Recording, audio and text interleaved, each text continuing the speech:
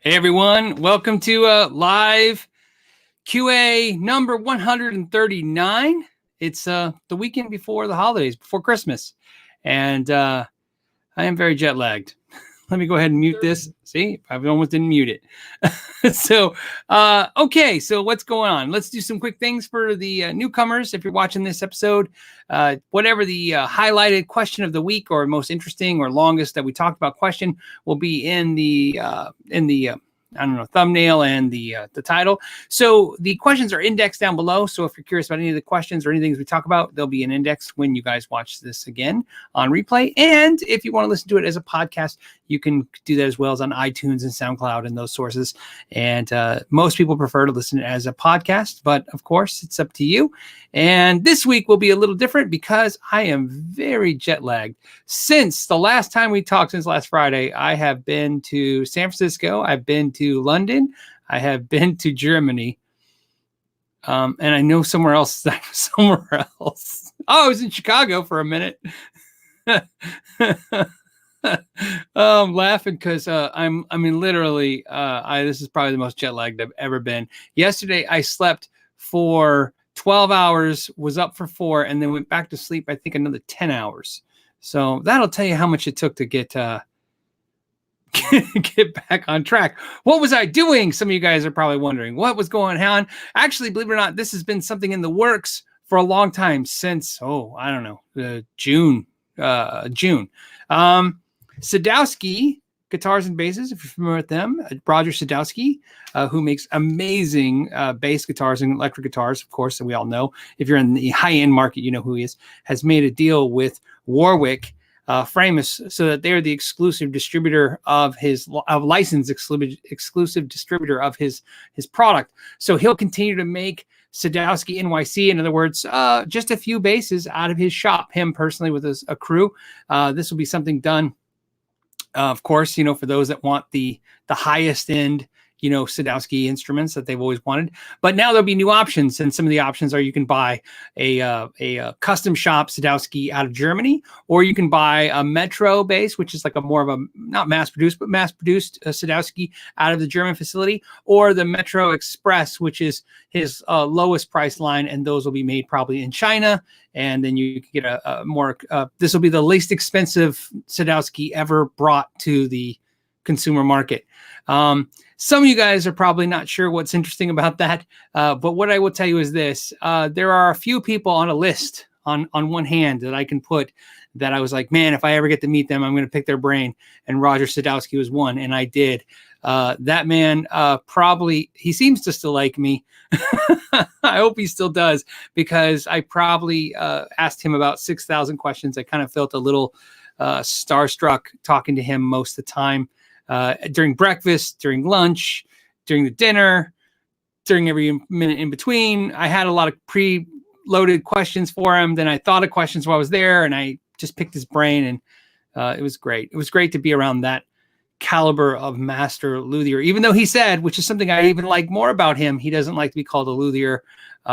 He likes to be called a guitar builder, and I love that. I love that about them. He's a very down-to-earth dude. So that's what I was doing, and that was all under, I wasn't allowed to talk about it or share it until it happened, and now that it's happened, I can share most of what I know with you guys. Okay, let's see.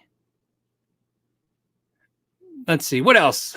I hope this is a good episode. I'm not tired, guys. I'm just a little lethargic from the plane rides. As you guys know, it takes a day to get to Europe, basically, if you don't get a direct flight.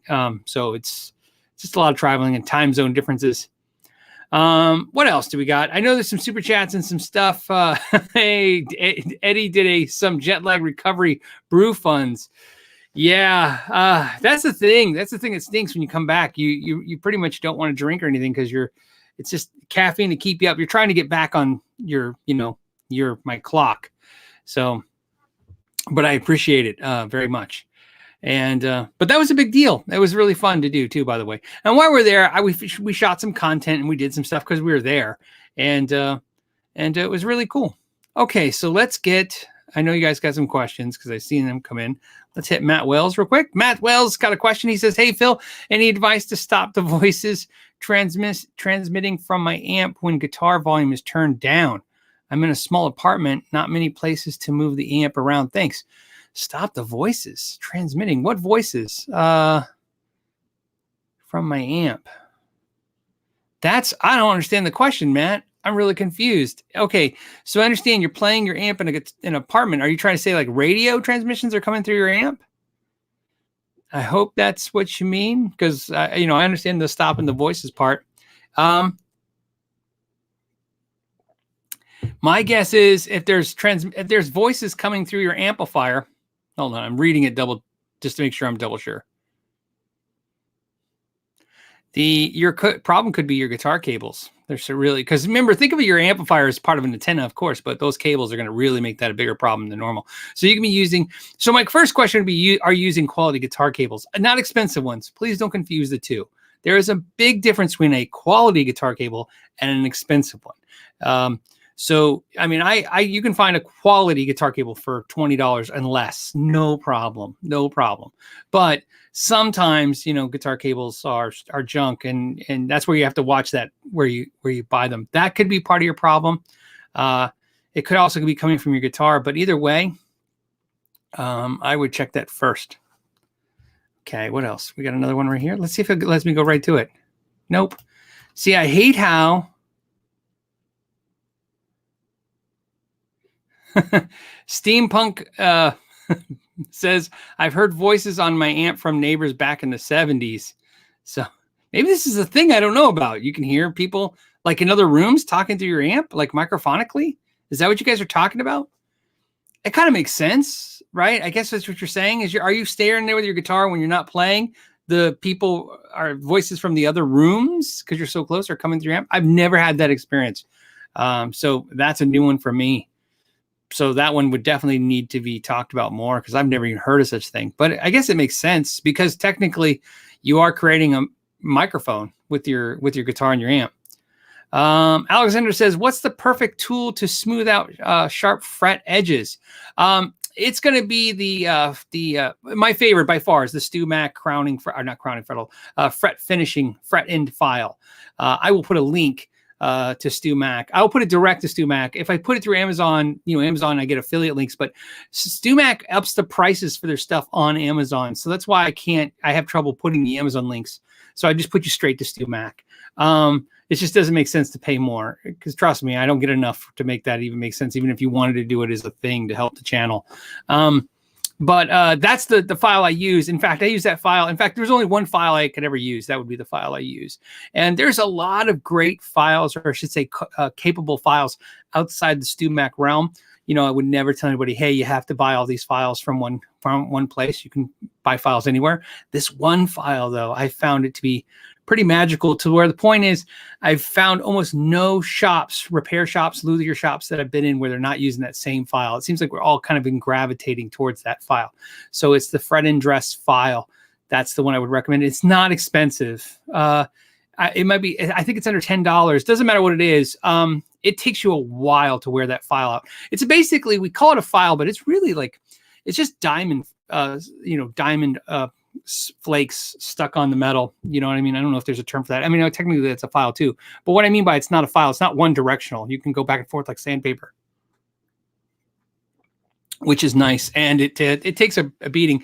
The only time I've had trouble is, of course, when you do stainless steel, it'll wear that thing out pretty fast. But, that's just the way that goes. That's the one I would check out. And like I said, when you check back, I'll put a link on this on this index question when I'm indexing it. And I have many videos where I've used it. In fact, I've never used anything but that file in at least 15 years. And I've tried, trust me, everything with Stu Mac. So it's interesting because almost every tool I've ever used from Stu Mac, I can honestly tell you this without any kind of shuddering or, any kind of doubt in my mind. Every tool I currently use at Stu Mac from Stu Mac, I have tried to find a cheaper version. Because of course, right? It has nothing to do with anything other than, what people don't understand is that when I'm repairing guitars, those costs come out of my profit line. So of course I want to maximize my profit line. I don't use more expensive tools for any stupid reason like, oh, it's just I'm cooler if I use a nicer tool or somehow, you know, I mean, there's just no connection that way. It literally is, if there's a cheaper, less expensive tool I can use that will net me the same result or a better result, I'm going to use it. But a lot of times I just couldn't find a workaround for those. And that's some of the list. In fact, you know, that might be a fun list. Let me guys know if you're interested. Some people always ask for lists. I have on my website, the Know Your Gear website, you know, list of tools I use. But maybe I should do like a top 10 tools that Stu Mac tools that I literally, these are the only tools I would buy from Stu Mac and I wouldn't consider them anywhere else. Because like there's a lot of tools, like for instance, like fret rockers. I use a Stu Mac fret rocker for the most part, but I mean, I've tried the other ones and I'm fine with them. I'm sure there's a really bad fret rocker out there on Amazon that can be pretty detrimental to your frets. But the ones I've purchased off Amazon, I've even did a video that was like $3 versus the Stu Mac, you know, $25 one. I could not say, yes, definitely spend the difference. There's no comparison. A lot of the measuring tools, again, are pretty accurate, you know, that I like outside of the Stu Mac world. So there's a lot of tools outside of Stu Mac that are really good that I would, if you're not worried about, let's say I'm trying to say, if you're not worried about having the service, because that's sometimes what I care about too with the Stu Mac tools is that, you know, if I have an issue with it, I can contact them for, like, for instance, I think I've told this before, I had a Stu Mac tool that broke and I contacted them, they replaced it right away because it was warranted for a longer period, longer duration than most tools. Man, I'm definitely jet lagged. Anyways, so maybe let me know if you're interested in that idea. Maybe that'd be cool. Something where I go through and just pick the tools in my list that are at Stu Mac, because some Stu Mac tools I have just because I have them. Like I said, that is true. I bought it, I liked it, but I found cheaper since then. And if it's time to upgrade or move, you know, again, I get another tool, I'll do that. But some tools I just stick with them, and the fret and dress is one of them for sure. Okay, here's another one. I'm just handling the super chats right now just because they're popping out colors at me. Adam says, any news or rumors on Fender using Rosewood on Mexican guitars again? I have not heard that they will be doing that. What I can tell you is, and because I don't know what day today is. Today's the 20th. I think the 18th. The 18th this month, the Rosewood law is now the exclusion of musical instruments takes effect, or took effect. So as of the 18th of this month, there is no CITES law for musical instruments with Rosewood. So if you guys understand what that means, I'll clarify just to make sure. Some of you guys are aware of that in January of 2018, the CITES law took effect that made it to where if you had any kind of Rosewood, except for Brazilian, that's a separate thing. We'll talk about that in a second. Any kind of Rosewood, Babinga, and I think Purple Heart. Please, I'm not sure about the Purple Heart, but I am sure about Babinga and Rosewood. If you had any of those woods on your instrument, you would now require you to have paperwork, documentation to transport them, new or used, it didn't matter, or sorry, ship them, new or used, it didn't matter. You could take them on you personally places, up to 30 pounds of Rosewood, but the new amendment that kicked in on the 18th now says that if it's for a musical instrument, you're no longer required to have the paperwork. So what does that mean? It means exactly what I'm saying. As of the 18th this month, musical instrument manufacturers are no longer required to have CITES paperwork documentation for any Rosewood if they're shipping it. So it's back to the way it was before. Again, there was some lobbying done. My understanding is that somebody at PRS was one of the head people, you know, kind of spearheading this group that talked to the CITES community about making this exemption. The exemption has been made. So the question, Adam, to answer your question is, if Fender goes back to Rosewood, they can now, because the cost that they were taking on before isn't there. Will they? I don't know. I would expect that they would. I would expect that using Rosewood is without the CITES paperwork is going to be less expensive than the Peo Ferro again. But who knows? But that'd be my guess. My guess is they go back. Yeah. So who knows? All right. What else do we got? I know I'll do a non-super chat in a second. Let me get to Bruce's question real quick as soon as I find it. Sorry, Bruce, because I see it. It's big and orange. The new screen really highlights the super chats, man. It really puts it right in front of my face. Bruce says, where's the best where's best to buy a new custom shop Les Paul? I'm curious if it's better to buy one from Sweetwater or from a brick and mortar or elsewhere. Spoiler, I already bought it from Sweetwater. This is the easiest question ever. Bruce, I think you should get it from Sweetwater. No, seriously. I wanted your thoughts and to support you. Well, I appreciate, Bruce, you trying to support the channel. And let me give you my honest to goodness answer back. Even knowing that you bought it at Sweetwater, which isn't going to matter because I agree with your decision. Custom shop Les Paul. If I was I always like to do to gear questions like this, like, you know, where they're personal. You know what I mean? It's your personal preference. If I was to buy a custom shop Les Paul, where would I decide to purchase it from? I would probably only buy it from one of two places, to be honest. I would buy it from Wildwood Guitars because I met Steve, the owner at Wildwood Guitars, once. He bought me dinner. He's a very nice guy. And I like the way they do business as a store. And I like the personal attention and service I get from them. That being said, I could say the same things now with Sweetwater. You know what I mean? I like the personal service I get from Sweetwater. They have a good credibility. Obviously, as you guys know, I've bought stuff from Sweetwater, done reviews, and I've been happy and unhappy. And every time they took care of me, there's no issue. I've never complained about Sweetwater themselves, if you notice, because I've always been taken care of by them. So those are the two I would buy it from. So, and then I would, you know, decide from basically availability and price at that point. But those are the two equal parties. Stuff like this, where it's a big purchase and it's a little scary, it's sometimes nice to deal with a company the size of Sweetwater who is going to be able to financially handle whatever craziness comes your way. What I mean by that is, you know, it's a very expensive endeavor. And if you're not happy, you know, you want to be able to go to them and trust that if you tell them your problem, they're not looking at their bottom line only, they're looking at you coming out ahead too as well. Sweetwater is one of the stores of today's age that gets the bigger picture. Here is the bigger picture, so you know. Look at all the guitars I have. Okay, I buy guitars. It's just a thing. If you're watching this channel, you either buy guitars, you want to buy guitars, or maybe you're watching this to remind yourself how crazy it got for you at one point, and maybe you're knocking it off. The point is, we buy guitars. A place like Sweetwater gets it. They get that if you analyze one purchase, if they look at one thing I buy and it doesn't work out for them because maybe they gave me a discount, or maybe I returned it, or maybe I wasn't happy with it, they don't look at that one instance. They look at the fact that they can look at it and say, this person's going to buy lots of product from us over the next few years, and already done so. So that's the big picture. And that's what you want when you're buying, especially expensive instruments. That's the really thing. That's what I've learned. And that's what I said about Wildwood Guitars. They're another entity that understands that you don't buy one, you know, $2,000, $3,000, $4,000 guitar from them. You buy many. So they're looking for the next 5 opportunities as well. And that takes a certain kind of store to have that kind of faith, because the truth is a lot of stores could go, well, they'll just buy one from me and never see me again. So I got to make sure I make money on this one. It happens. And, you know, and it's scary to give up that kind of money.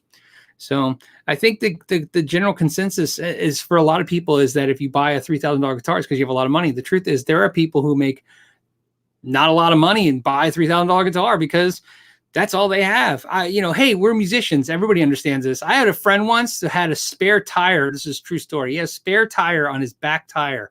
Okay. The donut tire. And he just bought a PRS.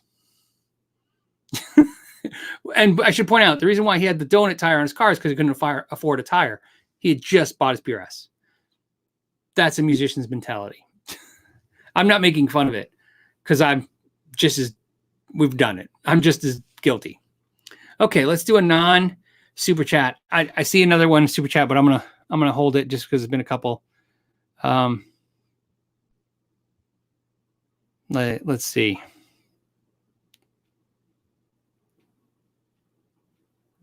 Hold on a second. Oh, I should remind you guys, if you have a question, do the question mark first. It lets me, when I'm scrolling, see this stuff, especially on the screen where I can highlight your question. I kind of want to hit those screens so you can all read it along. You guys seem to like that, although it's hard to do that.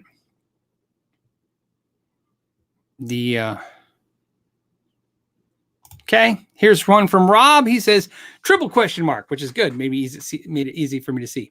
Phil, are you going to NAMM next month? If so, what are you most interested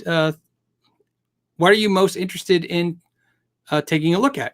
Okay, so the answer is yes, I am going to go to the NAMM next month. I will be at the NAMM show. In fact, I will be before the NAMM show. I will be there like 3 days before the NAMM show starts. So I'm going to be there a long time this next NAMM this next year. So because I think I'll be there from like a Monday till Sunday. It's the longest I've ever been at a NAMM show. So yes, the answer then will be I will be at the NAMM show. I don't know how much I will spend at the actual show, but I know I'll be there to go through some booths and do some stuff.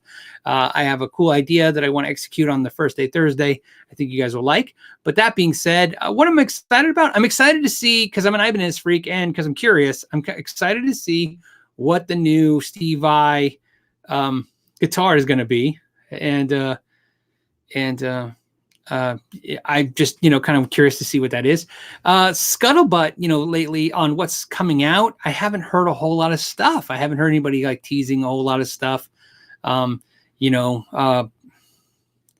So that's the only thing I've really heard about that's interested me. But to be honest with you, I haven't heard a whole lot of other stuff. So I'm trying to think of anything else. Oh, you know what? I'm actually curious to see the new LTD ESP lineup. That I'm curious about. I'm also curious to see the new Fender Artist Series guitars. Obviously they made the announcement they're going to do a lot of female artist guitars. I'm curious about that because I don't know who they are. You know what I mean? I'm not very versed in the female artists that are out there.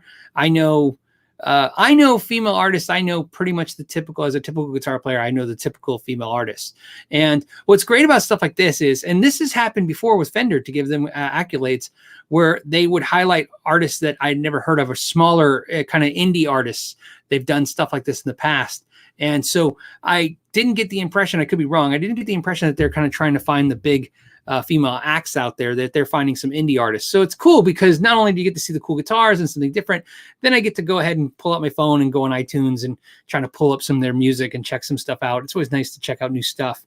I'm always in a musical rut. I'm always just like burn out of my playlist. I'm always looking for something new. I did not inherit the I love to listen to everything I listened 20 years ago and there's nothing been better. I'm the exact opposite. There's same with movies, by the way, too. Anybody tries to get too nostalgic with movies will be sorry, because I like quoting lines from old movies because that's fun. But old movies generally I do not enjoy. It's like I enjoy everything new. I want to see a new movie. I want to see new music. I want new stuff. I want to go to new places. So new stuff excites me more than just the old stuff. Okay, let's go ahead and... Okay, hold on. Here's another one with a lot of question marks. Gibson Les Paul circa 85 was a reissue. How can I find info on it? 59, 58, can't find which one. I don't know. I would imagine I could tell you you can't. It's strange when I hear stuff like you can't find information on that. I would imagine, James, you couldn't Google that and then find some kind of forum dedicated to it. Forums are usually great places to find certain information like that. They also could lead to massive headaches, by the way, because forums are that fun too. But usually there's some kind of online source for information to do that. Anyone watching right now that knows a cool source for that? It's been a while since I've had to look up an 85 reissue Gibson. One of the things, James, that makes it tough for me a little bit on the reissue, on this, like the vintage era stuff. I have a couple friends that are vintage collectors, and I can always ask them because of personal history with them a question like this. But generally speaking, I couldn't refer you to them because they don't really do the whole. They're not like I'm set up where it's like, ask me a question and I would love to handle it. They're more of they're in it for, to make money on selling and buying guitars. So that if you call them, they're going to want to try to buy it or sell you something. But I would check there. I know it's a horrible answer, but I would check online to see if there's an online resource for that. There's gotta be, because I took tons for Fenders and everything else. It exists. Okay. Hold on a second. Let me grab another one.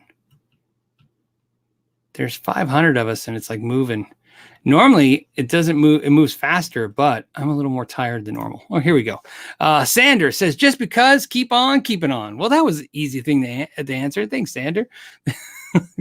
On that note, I'll take a sip of water. I got my Barry Manilow Final Tour mug. It's been a while since I've took this out on the show. As I remind everybody, yes, that I am a Barry Manilow fan. Because he's awesome. That's why. Let's see. Carlos says, hey, Phil, just got my Charvel Pro Mod San Dimas T-Type HHFR. So HH Humbucker, FR Floyd Rose. Bought it based on your review. Great guitar, real light and super smooth. Oh, cool. I'm glad you like it. You know, it's funny. It never gets, I don't want to say old because it's not that, it's never gets non-strange, I think is the word. I'm not term. It always sounds weird every time somebody says, oh, I watched something you did and I bought something because of what you know, the video. And it sounds like it makes sense. But to me, it's always like, really? And I'm always happy to hear that. But I also become super sensitive to, I have to make sure when I'm doing my videos to highlight the negatives and highlight the positives. Cause I'm always afraid, like what happens if somebody makes that wrong purchase and I somehow had something to do with it. And what's funny was I had something that happened, and just cause it reminded me of this and it may remind me of Charvel, Carlos, the Charvel video I just did, the DK24 roasted maple neck. That video cracked me up the most because I had a close friend email me and say, oh, I like that video. And he bought one. And so that one was weird for me because I'm like, wow, he's my friend. We talk, you know, all the time. And here he is. He's like, he watched a video and bought something. But more importantly, I like that Charvel video so much myself. I was watching it that I bought another Charvel. So I got another DK24. In fact, what's going to happen is I'm going to do another DK24 guitar review, because if you guys watched my year-end summary review, you'll see I talked about that green one got fret sprout after a while. And a couple of customers brought me guitars and they had fret sprout, and I took care of that. And I got a new one because I really wanted it, and it has fret sprout. So the question became, I was like, well, it must be an Arizona thing because it's really dry here. And then somebody sent me a personal message saying, hey, they bought one after watching my video and theirs has fret sprout and they live, you know, somewhere else. And so I'm noticing that. So I'll be addressing that issue with the new one and also talking about what I'm doing to correct that on mine. So that way you guys could see it, because it's a great guitar and it does seem to be a problem that they're having. You know what I mean? Or at least it comes across they're having that way. My guess is, and there's and you know what? I don't want to kind of, you know, spoil a video, but there's going to be a reason why. I'm going to tell you why. In a weird way, fret sprout on a roasted maple neck might be a positive thing in a weird way. So we'll talk about that. Okay, so Eugene says, Phil, I have a Runt 50 and I need a 212 cabinet because lugging my old 412 around is killing me. The Freedman 212 is $900. I know. By the way, Eugene, I understand. I just bought, it's not here yet, but I bought a Dirty Shirley Mini. So I was very excited. The best thing about traveling to Europe and coming back was I didn't have to sit here waiting for the run or the Dirty Shirley. So I have one coming, so I understand that. Anyways, Freeman 212 is $899. How does the Harley Benton 212 that you did a video on compare to it? They're different animals because of the vertical horizontal thing. But there's a Harley Benton horizontal cabinet if you want to be more like the Freedman cabinet. That what I can tell you is this. I understand what you're saying. I have a Freedman 112 cabinet. I love that cabinet. It is punchy and it sounds great. That being said, like you, I feel the pain, man. $900 for a cabinet is a lot. The things I would mention to you is this is what I ended up doing. This is what happened with me. As you guys know, I have a couple of Marshall cabinets. I have a couple of cabinets, and I got the Harley Benton cabinet. And for me, it was a very eye-opening experience because the Harley Benton cabinet at $230 was every bit as good as any cabinet I had in the room. What I mean by that is I could argue that my Marshall was a little better, or this cabinet was a little bassy, or this cabinet was a little, you know, had a little more high-end treble. But the Harley Benton was sufficient in every way. It was a good sounding cabinet. And so that led me down the road of, okay, well, then I want something special. So that's why I had the Mojo Tone custom cabinet made, if you guys saw the video. The Mojo Tone custom cabinet wasn't me saying, oh, this is the only cabinet that's going to sound good for me. It was, I want something special. If I'm going to spend $900 on a cabinet, I want something special. And that's why I did that. The Mojo cabinet that I had made with speakers in it and all in was in the six-ish range. So again, you know, it was like saving a couple $100 and having something unique and different. But that being said, to answer your question, I think that if you got the Harley Benton 212 with the vintage 30s in it, the good speakers, I think you'd be pleasantly pleased and happy. So they're light. The Runt 50 though head, I think, is wider than the 212 vertical. So just, you know, it's going to stick out a little bit on the sides, or you got to look at the horizontal cabinet. But I still stick with, like I said before, the Harley Benton cabinet is a hard cabinet to beat. And I can tell you, every time I talk to a cabinet manufacturer in the US, when I talk about that video, the first thing out of their mouth is, so how did they do it? How did they get it down to $200? And then I tell them, you know, When I tell them they do 5,000, they did 5,000 cabinets. Every manufacturer I've talked to gasped. Like, that's a big deal. That's a lot of cabinets. There's a reason why Holly-Benton prices are where they are. They're buying in a huge volume. The Thomann guys are smart. That's why they're the biggest store in Europe. Okay. And I already did Carlos, right? Sorry, Carlos. Clicking on the wrong. Let me do another one. Maybe. Here you go. Here's from Raymond. Raymond says, $30 gift for my father-in-law acoustic guitarist. So you're asking for a recommendation for a $30 gift for your father-in-law who's an acoustic guitarist. Huh. Oh, this is a tough. That's the toughest question, so you know. By far, because I don't have any expertise to, or any kind of history to bounce off of. This is just like what's a good gift? I'm a horrible gift giver. They make crappy gifts for people like me. Like, you buy people Snuggies and Chia Pets because I don't know what to pick. So a $30 gift for acoustic guitar player, I have nothing good to say. I have no good answers. Isn't that horrible? That's why I really have never done a gift guide video. I've done like one back in the day. And then last year's gift video was the gifts I don't think you want to give. And the reason also I should mention I'm not good at gifts. I haven't physically opened a wrapped gift since I was 12. I don't do gifts. I give them, but I don't like taking them. And what happens is my friends and family are very aware of that. It's something I don't enjoy. I wish. It's such a Scrooge kind of vibe to have. And I get it on birthdays and stuff, but I'm just not I'm not an open presents kind of person. So it's just not my thing. It does. I don't dig it. So I'm horrible at this answer. I would love to hear somebody else's thought. I'm trying to think of a cool gift period that I like. It doesn't matter if you're acoustic or an electric guitar player, something that's really cool. Somebody says an acoustic guitar gift box. Hold on. I'll tag that one. Oh, you know what? Jay Thornton says, what about a setup or repair gift card? That's a good idea. Okay, I have an idea. Thanks. Jay gave me a great idea. Raymond, here's a cool idea for a gift. You know what? I do follow a rule when I give gifts. I should have thought of that. When I give gifts, I follow one rule, which is it has to improve somebody's health or life in some way. So I do that with my kids. I do it with my wife, my friends. I get a gift, and it's really about health, right? You have to make just an easy way to kind of theme your gifts all the time.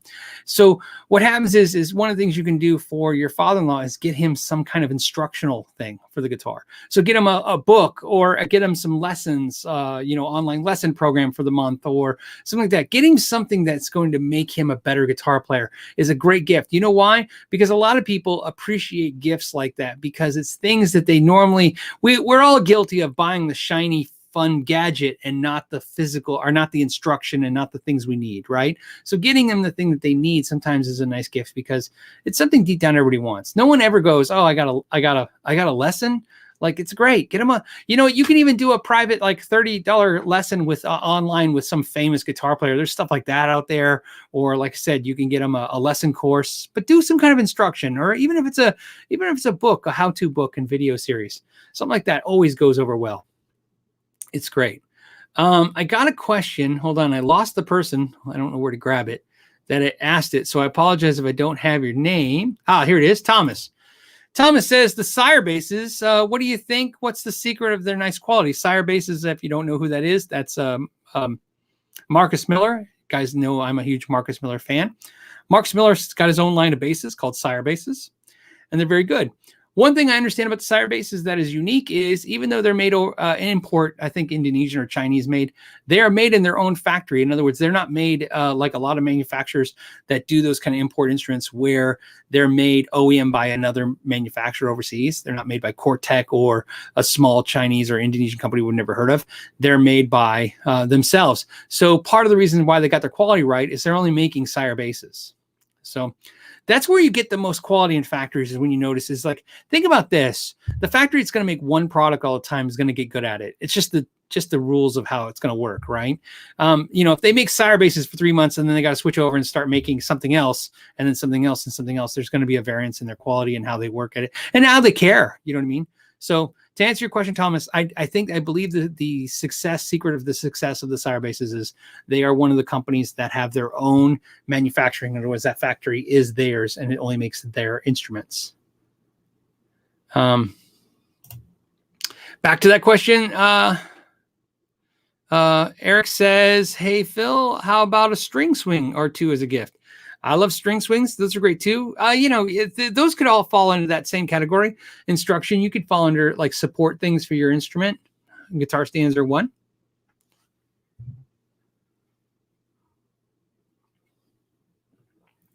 That's funny. I'm sorry. I read one. It was just, I was laughing at the name. Okay, Tony. Hey, Tony, what's up? He says, hey, Phil, if I had a guitar-shaped Christmas stocking, what would you put in it for me? That's the best question ever. That's a good question. So basically, if you had a Christmas guitar-shaped Christmas stocking, what guitar would I put in it for him?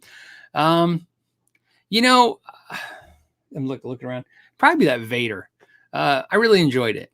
I've been enjoying it and playing more. In fact, this morning when I was playing, it was the first guitar I picked up since I got back and started playing. It was really cool. It was a really cool guitar. I did the review with Matt and I really enjoyed it. But since then I've seemed like I enjoyed it more. It's a really, really cool guitar. It's growing on me. I liked it at first and now I'm growing on me more. Very cool. Okay. And real quick, while we're doing this, I have another screen that kind of keeps all my super chats like stacked up for me. And I just want to make sure there. I want to make sure that I'm not missing any. Hold on a second. Oh, Chicken Guitars. Okay, she wants to know, how's the Reachable working out? It's a cool concept, but I hope it doesn't interrupt your home life. Very interested in how you are balancing it at all. So if you guys recall, I put a link down below. Last week, we talked about Reachable. Reachable is an app you can download on your phone, and you can contact me 24 hours a day, and I'm supposed to respond within 24 to 48 hours, although keeping in mind, I think the people that can tell you that so far I've interacted with, I don't think they're waiting even an hour on average. The thing that was most interesting about the Reachable app for me was I did it on last Friday's show, and then I was traveling all weekend, and it was interesting to see how fast I could communicate with people. In fact, they were shocked at how fast I was communicating back and forth with everybody efficiently with graphs. And I was sending people blueprints, and some of the questions that I get are really intense that I answer. And then the Reachable app seemed to have the highest of those kind of questions. It's not just like these questions where it's like, what guitar do you like for $500? It's like, hey, I'm having a problem with this and it's cutting out, what could be the ground issue? And then I have to send them like a schematic, or I have to send them, a part picture or something like that. But to answer your question, the Reachable thing actually was very efficient. In fact, it was so efficient, it made the way I do things and have been doing things for the last couple of years look like a joke. It automatically notified me when you sent me a message. When I responded to the message, it put it in a queue for me. The app was doing on my end of it. It is like having a secretary or a personal assistant. I mean, literally, I can see where I could handle probably 10 times the volume I'm currently handling in the Reachable format because of the way they're doing all the work, sorting it, sending it to me, making sure when I answer it, it checks it a different color for me. Everything was easy to reach and understand. So really cool. And thank you to everyone who signed up for the Reachable and did that as well. It was really cool interacting with you guys. In fact, what's cool is something happened that's never happened before. Somebody just said, hey, you ever seen these guitars before? And I hadn't, and I kind of felt like on the super chats here, I kind of felt bad, like, man, they just paid $5 to ask me if I heard of these guitars, and I hadn't. So I actually forwarded that company, the guitar company, the Reachable thing, saying, hey, this viewer wants to know if I'd be interested or if I know anything about your guitars. I don't. And can we fix that? And the company reached back to me within a couple hours and said, sure, we'd like to send one out for you to review. And so I sent back the message to the original sender and saying copied them on the email saying, look, they're sending one out to review now. So that was crazy. That had never happened before. So in a period of like 3 hours, a viewer reached out to me, asked me to review something. I got the company to send the product out so as to review it, and worked out even how we can either return the product back to the sender or make it available for you guys to buy, so you can buy it from them and I'll ship it straight to you so that they don't have to pay to ship it back, because they're in Europe as well. So there's a lot of cool stuff. That was a really impressive stuff. So again, there's a link down below if you're interested in that. Back to chicken guitars. The heart of the question is interrupting my home life. No, actually, it's actually more efficient. So my only concern, of course, is deep down, you don't like the idea internally that you're going to have to charge people to do any interaction. But I can definitely see where if this does take off, this is going to be a real problem for the regular emails day to day, because I can power through so much of this. It's just effective. So we'll keep adjusting it. I'm thinking about adjusting some things on it, some things I like and don't like about it, but all for the better for everybody. Nothing will be worse for anybody else. It'll be better. So thank you for asking. Renee says, same price Epiphone Les Paul Tribute Plus or LTD EC 1000. I'm an LTD EC 1000. The reason is because I want an Epiphone Les Paul. I talked about that. I'm going to be doing a video at some point where I'm going to get rid of one of my real Gibson Les Pauls. Real Gibson Les Pauls. I say it that way because I don't know. I don't know why we say real, but we all know what we mean. Real Gibson Les Pauls and getting an Epiphone. But I got to admit, I've been wanting an LTD EC 1000 for a while in white. I just wanted an LTD EC 1000 in white with EMGs in it. I don't know why. I just don't get the stupid thing. There's certain guitars. There's like, talk about how funny this is. There's like 3 guitars, maybe 4, that in the last 2.5 years I've wanted, but I don't buy because instead I buy stuff to review on the channel. It's a weird thing. I don't know. And then every once in a while I go, why don't I just buy the thing I want and review that? But I think it's because it's not in line with what you guys are looking for. I got another question like that. Here's another one. It says, is Shinnery Kid, Shinnery you kid. Man, you guys have the weirdest names. Is Shinnery you kid? Which would you buy if the money wasn't an option? CE Custom 24, Custom 22, 594 double cut, or S2 Custom 24? CE. I would buy the CE 24, and then I'd buy the Custom 22. But CE, and here's why. I can even beat your question. Here's what I will tell you. I have all of those guitars you just said. The S2 Custom 24 I don't have anymore, but I still have an S2 Custom 22. And I have a 594, and I have a Custom 24, and I have a CE 24. And of all of them, I like my CE 24 the best. That is not going to be definitely everybody's answer. In fact, I want to preface that with, if I was asked 10 guitar players, I would imagine mine would be the only answer that comes out like that way. Because when I usually talk to other guitar players, they're like, really? There's just something about the bolt-on necks I like. It's just the vibe. I'm a Strat type player. To me, the CE is like, it's like the working man's PRS, and that's how I kind of see myself. Is I want PRS quality, but I don't need their, furniture polish looking stuff. You know what I mean? It's just not how I vibe. It's not how I go. So here's the deal. From working on guitars all the years, I've learned to appreciate and love amazing fretwork. My love for PRS guitars is always about their fretwork. So that's why I have love for certain Japanese-made Ibanez guitars and certain made Jackson guitars. And of course, this, you know what I mean? So guitars that just have really great fretwork, I find that just really appeal to me.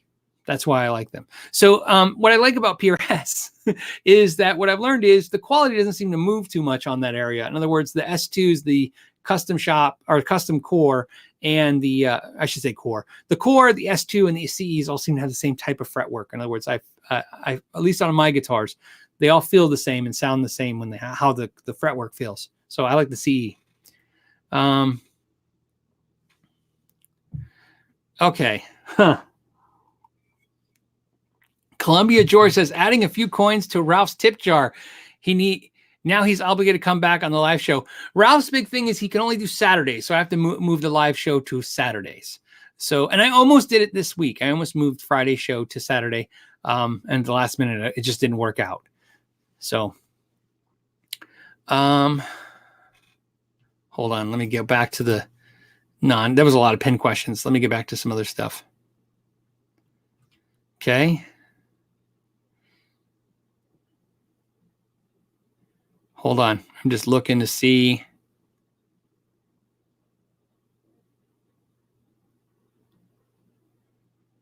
Hold on, guys. I'm scanning the question marks right now. Metal Bass, I'm just curious about the question. This is more for me. This is one of the few times I'm reading a question for me. Metal Bass 1000 said, Reachable app sounds useful for handmade custom guitar and bass builder who takes pride in not just great instruments, but in great experience, keeping close contact with the client, and recommended. You know, what's funny is, here's what I could tell you about the Reachable app that's probably not going to be pleasant for a lot of people to hear. It's funny to me how much $1 can change the entire world. It's funny. It's just weird. What do I mean by this? Use Craigslist. People post a guitar on Craigslist and put a stupid price. Like, there's not even an attempt to be logical and sell the product, right? They'll put a guitar out and it's like, you know, we've all seen them. It's dumb. It's like, bought this guitar for $1,200 at Guitar Center. You can steal it for $1,150. And you're like, no one pays $1,150 used for a $1,200 guitar new. We see it all the time. There's so many instances of that on Craigslist where the sellers are. My favorite seller on Craigslist, and I know this is weird that we're talking about Reachable and I've jumped to Craigslist, but this is important. My favorite seller on Craigslist, when I mean favorite, I mean, what an ass, is the I don't care if I sell this seller. The one that's like, hey, $600, but I don't care if I sell this. I'm like, I understand what you're trying to say. I just wish you could articulate yourself better. Say, I'm not interested in getting lowballed. I'm going to hold firm. People put that all the time. But when they put don't need to sell, so don't even try, you're like, I don't understand. You either want to sell this thing or don't want to sell this thing. You know what I mean? There's no shame in wanting to sell something. There's none that I can find. Like, you know what I mean? There's no shame to wanting to sell it, even if you don't want to sell it. Like, have to sell. Those sucks. And I understand, though, sometimes you don't want to let somebody know you have to sell something because they might lowball you. But my point is people wouldn't put those on there if it was $1. Isn't that funny? That's what I was saying about the dollar, is that if you had to sell something, or no, if you didn't have to sell something, you wouldn't pay $1 to list it. But because it's free, you list it. I understand you're fishing to see if anyone's interested. You know what I mean? But it's weird to me. And my experience is it's already a pain in the butt when I'm emailing somebody on Craigslist because I'm interested in a product and I never get a response, which happens to us 9 out of 10 times. They're already pre-telling you that they're not going to be interested. You know what I mean? So my point is I want somebody to sell it almost as much as I want to buy it. How about that? Back to the Reachable app. What I learned real quick with that was same thing. If somebody has to pay $1 to ask a question, it seems silly. Like, why would you pay $1 to ask a question? But what I've learned is the question is really thought out. And it's someone who's really interested in hearing your perspective. So it's funny to me, although I don't know why $1 is valuable to me to answer a question, because when you really when you really break down the time it takes to respond to these emails for the price, there's really no revenue stream there that I could say, haha, I'm going to get rich on this. It does automatically, in interacting with those people, I feel like my patrons again, where I'm interacting with someone who's literally valuing my time. So I value your time back. That's how I look at it. Like, that's really how it seems. So to answer your question, Metal Bass 1000, I agree. It would be weird to me that if Paul Reed Smith or if Roger Sadowski or, John Sir, if they had a Reachable app where you could pay $20 to ask them a question. Of course, keep in mind, mine's nothing like that. But I'm just saying, I'm giving a for instance for those guys. $20, you get to ask them a question. It seems almost silly, but then I realized they would probably, it wouldn't be about the money. It would be the person who's going to pay $20 is probably going to really want to have a really important question to them, not just hey, it'd be interesting to see what they say. And the reason I say that is one of the things that are really deflating. And again, I try not to stay on the negative side, but it's important to talk about sometimes when we talk about this stuff. One of the things that really sucks, just get right to it. One of the things that sucks about answering emails the way I do, somebody will send me a long email. I'll read it.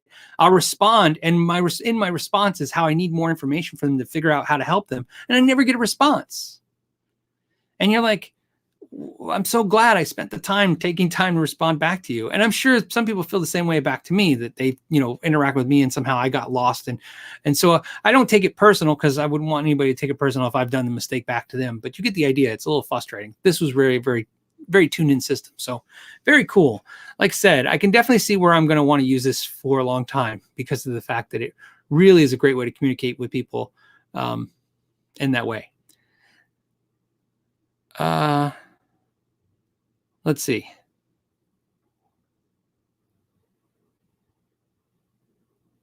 Okay, what else? Hold on. Looking for, I have another pin question. Let me go to it. How are we doing on time?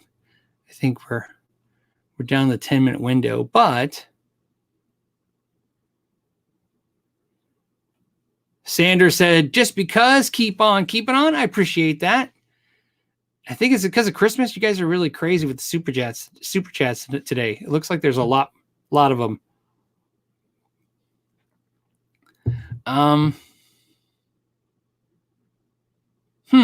Bruce, I hate this because I don't think I know the answer to your question, which is, what do I think of gig rig power supplies? I don't know them at all. For power supplies, for the wall wart power supplies, I use One Spot. I've really been happy with One Spot over the years. Big Joe makes a less expensive One Spot copy that's also pretty good. If you guys want to save a little scratch and get the same thing, it looks like it's essentially the same kind of power supply. Those are both power supplies that I use and I'm very happy with. Actually, for actual power supplies, though, I use the Chucks. It's the one that looks like it's weird. It's like CIOKS, whatever, Chucks power supplies. Absolutely love them. I mean, there's just absolutely love them. And then Greg says, love the show. Can you summarize characteristics of the Vintage 30 versus the greenback versus the copperback? Maybe better for a video, but I'm thinking Mojo and Tone style decision. Oh, he's got a Mojo Tone style decision to make. Yes. So the copperback is the one I'm least familiar with. So that one I wouldn't be able to help you too much with because there's so many different speakers. You know what I mean? Like there's a blackback that's kind of like the greenback, and then there's the creamback, which I have a creamback as well. What I will do is I'll focus just for this because this is something I don't really need an audio to give you, a comparison. Vintage 30 to the greenback. The Vintage 30 is going to have a lot more bass response for sure. And bass is kind of the enemy of distortion, right? The more bass in the frequency, the more the distortion is less tight. Does it make sense? A perfect example of this is Eddie Van Halen was notoriously known for playing 9 to 40s. He would play a 40 gauge string on his low E instead of a 42. And the theory on that was, again, that somehow the lower the frequency, the less the bass, the lower the frequency, the less distortion sounded crisp and tight. It gets a little flubby and different. And I think that's to the extremes of what he was doing. But I mean, obviously, I'm not here to argue with Eddie Van Halen. He's going to know way more than me.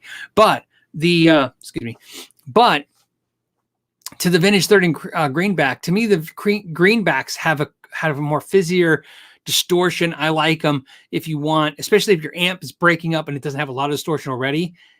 Those speakers will help create more distortion. So like a greenback for me, if you use like a Fender or a Plexi or a low distortion or overdriven kind of amplifier, the greenbacks give you that final edge of the distortion and let that kind of happen. Where if you're using a high gain amp, sometimes the greenbacks are unintuitive that way. They're going to distort. The amp's already fully distorted. You don't need any more distortion with the amp's creating, but the speakers will continue to distort a little bit too. And it depends. They won't have that low end. So to me, a Vintage 30 is a great speaker if you're looking for something like you love the way the amp sounds. You just want to reproduce what the amp's doing and get, to keep it tighter and have that low end nice sound. And I will use both, so you know. But I lean towards Vintage 30s more so than greenbacks. There you go. The creambacks, I just don't know I'm on the fence on what I think about creambacks. That's a longer discussion for another day. Okay. Something. 3 Plindiston. You guys sometimes your names. His icon's upside down. That's all I'm at. We're going to call him upside down. Okay. It says there is a $20 roller bridge with great reviews on Amazon. Will it be better than my stock Harley Benton pot metal POS bridge? Thank you. My guess is no. Okay. So what I'm seeing right now, and remember I started with this, my guess, because I'm not versed in either one of the two things you're talking about. Versed meaning I haven't physically touched them and compared them. So I can only give you my guess. My guess is that it could be slightly better. It's possible. But what I'm seeing is you can understand there's a mass flood now of parts in the internet. And what I'm noticing is all these companies that make all these guitars overseas, these inexpensive guitars, are now just taking the parts and selling the parts because there's great markup on the parts. I mean, think of this, look at the Glary guitar. They sold the guitar for $65. It has a bridge and tuning keys on it. What's the cheap? What do you think? They're gonna sell those tuning keys for $5? No, they sell for like $10, and they sell the bridge for like $15. And that sounds cheap, but then you think, okay, bridge and tuning keys, that's $25. That's half the price of the guitar almost, and just the bridge and tuning keys. So manufacturers that make inexpensive guitars are now flooding the market with inexpensive parts, and we're going, wow, tuning keys for $1, that's amazing. But it's not that they're bad; they're just not different. I watched a guy just a couple weeks ago. He took some parts off an inexpensive guitar and replaced them with these aftermarket Amazon type parts, and I was looking at them, and they were the same. They were the same. When I was looking at what I know to be quality and what my understanding is when I'm working on stuff and how I've learned what to look for, it's not that he did anything bad. It's just he didn't really change anything for the better.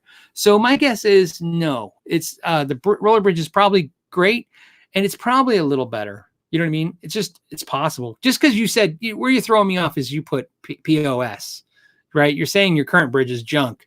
So I'm imagining it can't be, the $20 bridge has got to be better than junk. But again, I'm going to say I would be shocked to find out that if they were any different. Let me put it this way. I would not be shocked to find out that the same bridge came in the same factory or same style bridge came in the same factory. And Greg said, thanks. Great answer. Video series compare. Yeah. That might be fun. Oh, okay. Raymond's got a great question. Do you foresee amp makers suing amp simulator companies? This is a great question, and we'll end on the show on this question because this is a touchy subject between the amp makers and the amp sims. So I'll tell you a story that I'm somewhat familiar with, and I want to say this in a third-party sense. So I want you to understand that I don't have any. I'm aware because I'm in the industry, but I'm not in the point where I can speak as an authority of this matter. So anything I say is my conjecture. Okay. What I'm going to tell you is there was a point where if you look at Axe did have, they had Freedman amps, right? So you had Axe and you could get Freedman amp sims in them labeled Freedman. There was a deal. He was paying, I'm assuming, some kind of royalty to Freedman. And then it stopped. Now there's not. Now it's back to, the Axe has all the weird Freedman names again. You know what I mean? We all know what that means when they're like British sound, right? Or modern British sound. You know what I mean? We know what they mean when they can't say this. And that's what's funny about the amp simulators. The amp simulator companies, they can go in, of course, you can go in and listen to the tone and duplicate it and say, here's the tone. And but they can't say the trademarks. They can't say this is a Fender tone, a Marshall tone, a Freedman tone, a Soldano tone. They can't say this. Now, I asked Dave Freedman about this. I said, hey, I noticed that they used to have, the Freedman names, and now they don't. So how does that work? And what I got from him was an ethical answer. It was like, hey, he doesn't want to get into it for ethics, right? He's not here to say anything negative. He was just saying they used to, and now they choose not to, right? Is what he said. And so what I'm going to tell you about that is, do I see the amp makers suing the companies? No, because the main thing they get sued for is the trademarks, and they've seemed to remove that. So that's what I don't see happening. What I don't understand, this is what I don't understand. What I don't understand about companies like, and I'm just going to pick on Axe because they were the ones in play, is they pay a royalty to these companies to use their names. Let's say Axe, to me, as a consumer, Axe copies the Fender Blackface 65 Deluxe, and they nail it in theory, right? Let's say that happens, and I believe it. I hear it, and I go, man, I cannot hear anything than a Fender Blackface Deluxe. But to say Blackface or to say Fender, they got to pay trademark to Fender, and that means they got to pay them a couple bucks or a couple cents, right? Because trademarks are not as expensive as you think. They are expensive, but they're not as expensive as you think. Trust me. And they don't want to pay it because, again, that just comes out of their bottom line. But as the consumer, I would rather it say Fender Blackface. You know what I mean? I know there's different opinions out there. Don't get me wrong. I have friends that are the exact opposite to me. So if you're thinking the exact opposite, I've heard your side. My friends tell me the same thing. They're like, I'd rather save a buck and it just say California clean. But to me, it's like, I would rather, if I'm going to buy a product that simulates amps, just tell me what the amps are simulating exactly. Have the balls to say, this is a Freedman BE100. This is a Fender twin, right? This is what it is. We sound great. These companies signed off and say, yeah, we agree. It sounds the same. And we pay them a royalty for their trademarks, their names, not for the sounds, because they don't have to pay for the sounds because they copied them. So that's what I would like to see. I would like to see that happen, because not only would that help everybody in the industry promote themselves and make money, but think about this. It makes me, when I'm playing an X-Effects, go, man, I really like the Soldano, the SLO sound. Maybe I'll go get a real one and have my Axe Effects as a backup. When it's, when they use, like I have the Helix, and the Helix does it too. It's the same silliness. It's like, it was Dr. Interstate, you know what I mean? Because they couldn't say Dr. Z, whatever, not Interstate, but it's like Highway Amp or whatever. To me, I just don't understand why these amp sim companies, there's not enough margin in this that they can't figure out some kind of royalty deal with these companies. And then again, I could be picking on the wrong side. It could be the amp companies that are paying the butt. The point is, what I'm trying to come at it is from the consumer side. From the consumer side, I want this to happen. I want an amp simulator that says what it's simulating exactly. I kind of like that some of the plug-in computer softwares, you can buy Fender product, you can buy product that is, you know what I mean? That is what it is. It makes me feel like, and it also makes me feel like if they have that relationship to work together, maybe as they learn, they could continue to make the product better. Like, as feedback comes back from customers, like, I don't really think it sounds like a Marshall. It would be nice if those companies were working in Marshall to finally get it even right and more right and more right. And I think that's just nice. But again, from the consumer, that's the way I want to say, see it. That being said, do I think that you're going to see amp companies suing the sim companies? No, I think, unfortunately, like we've seen in a lot of areas of legality in the world, they skirt such a gray area. I just don't know what the legal foundation for an amp company is to sue if they're not using any of their trademark stuff. Because again, a tone is almost an impossible thing to trademark, right? So, hold on, I got a great question. I just want to answer it in a second. So that's what I'm getting at, right? I just don't see it that way, because think of it this way. I would guess, and this all end on this part of the question. I would guess that if again, I'll just use Freedman because they're in play. So if Freedman was to say, hey, this company's trademark infringed our sound, they're making us sound like a BE100. Well, then that's the beautiful part of the world that these amp sim guys have come up with. They can go to court and go, well, actually, we cloned it off a totally different amp. It doesn't sound anything like his amp. You know what I mean? And then they have to argue how much it does or doesn't sound like the amp. See what I'm saying? So the trademarks are the only thing that seems like the legality holds everybody. So there you go. And then Chris says, I missed a super chat. Let me do that. Somebody asked me a great question. Hold on. It was a really good question, and I want to get back to it. Somebody's question, and I feel horrible if I don't grab their name. And I don't think I'm going to. I'm trying to find it. But the question was, would I ever have Scott Grove on the show? And the answer is yes and no. I would love to do a live show with Scott Grove. I don't even care if he curses. I would never restrict anybody. If you notice, when I have people on, like Phil X, he still curses. Sometimes I bleeped it, but most of the time I didn't. You know what I mean? It's not them.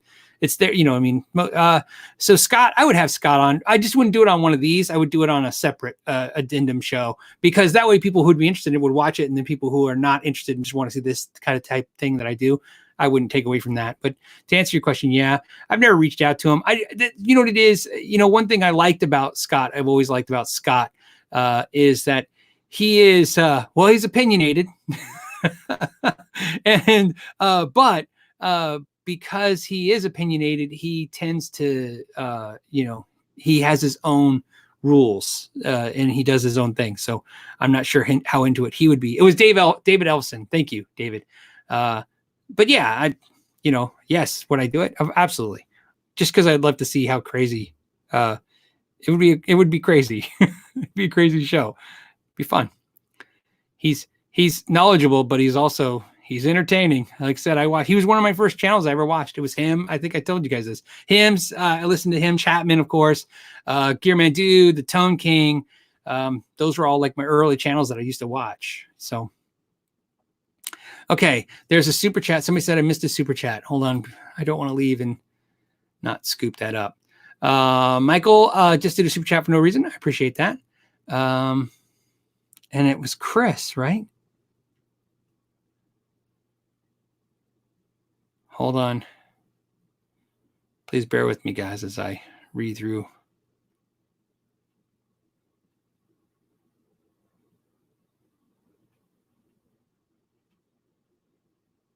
Oh, okay, here it is. Sorry, Chris, I found it. It says, hey, Phil. In fact, there's two. I got two. Hey, Phil, I bought a GFS. That's Guitar Fetish. That's a website. He bought a Guitar Fetish humbucker for his Infinity Strat for the bridge. Are there any special wiring tips I need to know for the Strat single humbucker? No, not at all. You could run, if you're running, so I'm assuming you're going to run a humbucker single.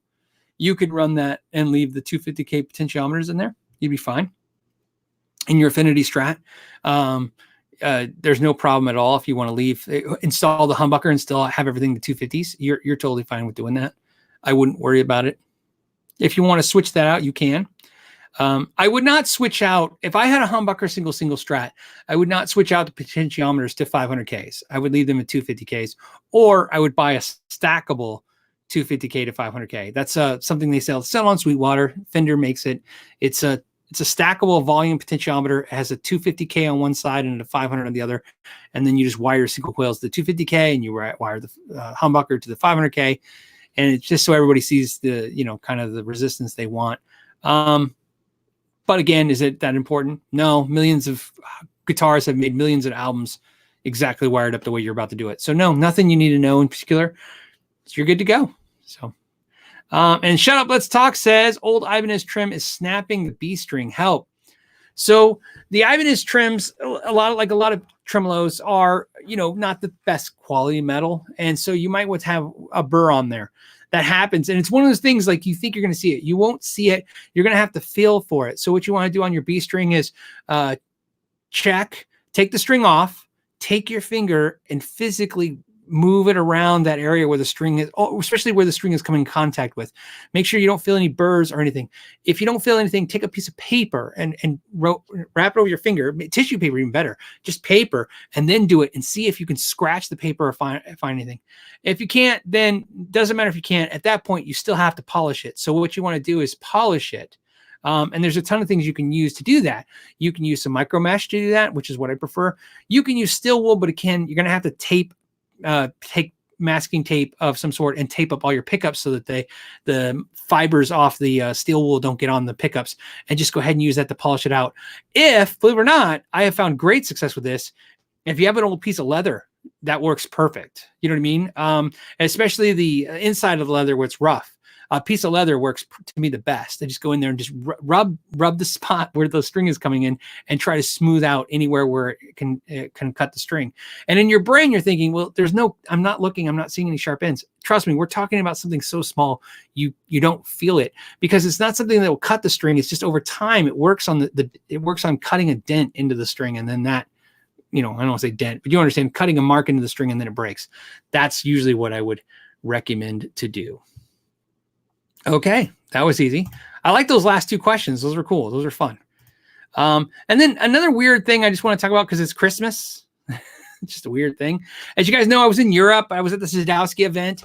And when I was there, I was hanging out with some great people. I know Dieter from Guitar and Bass. If you're familiar, they're a German magazine. They're in German, so I can't read it. But and the great guys. Again, I want to thank you for hanging out with. I got to hang out with them. Thank you for your time. But I met some guys at Guitar World magazine, and I just thought this was cool to share. I want to share this in a screenshot. This is actually from the Guitar World website. I mean, literally, just why it matters for me to tell you, I have no idea, which is this isn't a sponsor. I'm not getting anything for this, right? In fact, and technically they could be even my competitors because we both make guitar related content, but they shared my videos. Guitar World magazine has shared over 26 of my videos on their webpage, and they've put me in an article in the paper. So in their magazine. So I guess this is just me reciprocating. They were mentioning this, and I was shocked to find out you can buy Guitar World magazine for $1 an issue. That's $12. And I was like, okay, what's the trick? $18.95 shipping. No, it's $12. It's the $24 for 24 issues or $12. And I thought,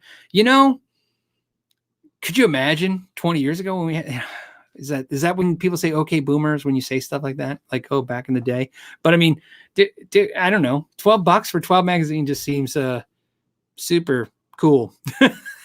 It just does. So let me go ahead and go back to me. So anyways, I just wanted to let you know about it just because I was in a little shock about it. It was one of those things like, I was like, really? Is that really a thing? Or is there kind of some kind of trick to it? No, man. So I thought it's Christmas time. What a great gift. I know I was talking earlier about somebody was asking me for a gift. That would fall in that line. $12. You can give your buddy, your friend 12 guitar magazines. It just sounds cool, man. I don't know. It just made me want to like figure out like whose friends do I know and do I have their addresses? So I just thought I'd share that with you. I just thought it was fun. And yeah, see, ST said worth it for the lessons. You know what it was? It's at this point I just couldn't come up with like a, you know, for $12, I don't even know how to translate that. That's like literally 3 Starbucks coffees. So so he says, okay, Boomer Cringe saying that. Yes. Yeah. I you know what it is? It's just, well, I'm so out of sync with what the world's doing. Every time I see stuff like the okay Boomer stuff, I'm like, oh, what's that? And then somebody explained it to me. And I still don't know if I quite understood where it started, but I know when you say old timey things, that's what they're going to respond to you with, which, you know, hey, good for them. When I was 19, I used to love to give older people crap. It's the best. It's the best. God bless you kids for doing it, man. Please give me crap. I don't care. Give everybody older than you crap. You know what? It's funnest thing.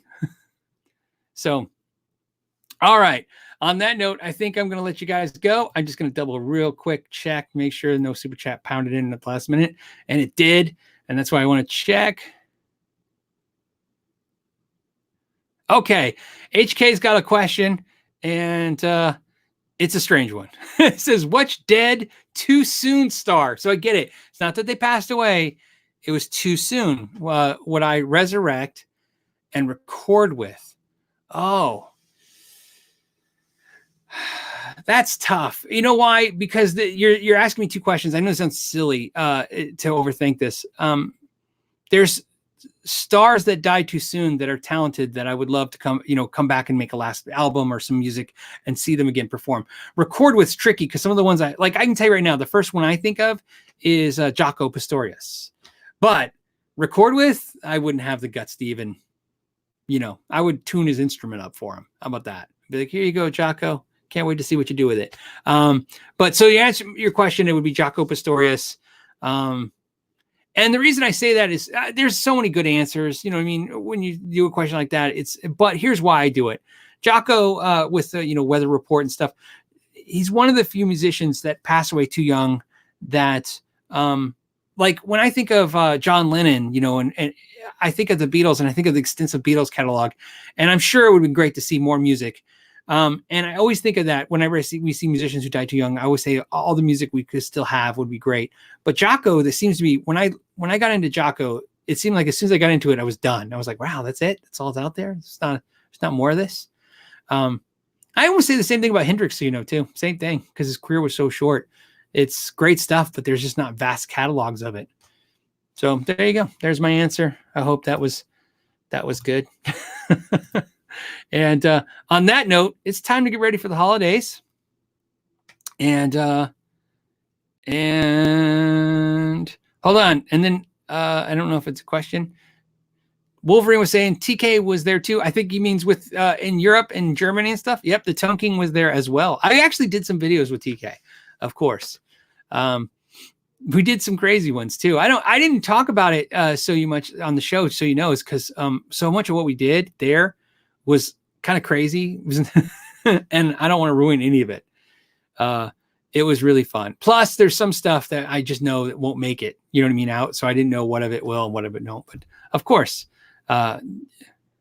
we hung out and talked about guitar for hours every night. All of us. It was great. All right. On that note, I'm going to let you guys go real quick. I want to do a quick shout out because I have we have a new patron for the for the KYG crew, which supports the live show. And this one is a new one. It's Kimball, Kimball F. Johnson. Kimball, thank you so much. I got your response, by the way. I sent you an email, and he got me a response. I just want to let him know if he's watching that I will get that out to him as ASAP. And I want to thank him for coming over and joining the KYG support crew. They're the ones who support the live show every week. And that's why we don't have any companies supporting, sponsors for this live show. That's why. And I think that you guys seem to like this way. I want to really thank them. The reason why I always shout out to the patrons, and I know some of you guys watching this, maybe don't understand this. They literally support this so that I don't have a corporate sponsor for the live show, which it'd be very clearly there's corporate sponsors that would enjoy to be part of a live show that gets like 20,000 average live views and 80,000 streams on a podcast. They would dig that. But it's important enough for you guys that if you're going to ask me questions about gear, that this particular show be not supported by any way with a company or product. And I appreciate that.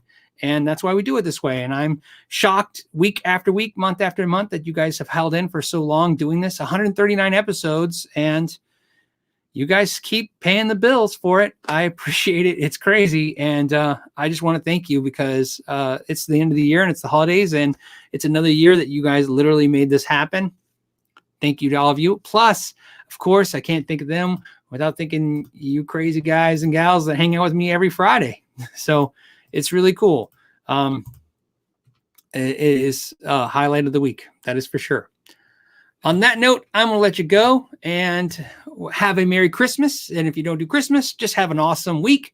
And then I think we talk. Oh, you know what? Hold on a second. Sometimes you need to check the calendar. I want to make sure. Do we get to say hi? We do. We will see each other before the end of the year. So I will say Happy New Year on the next show.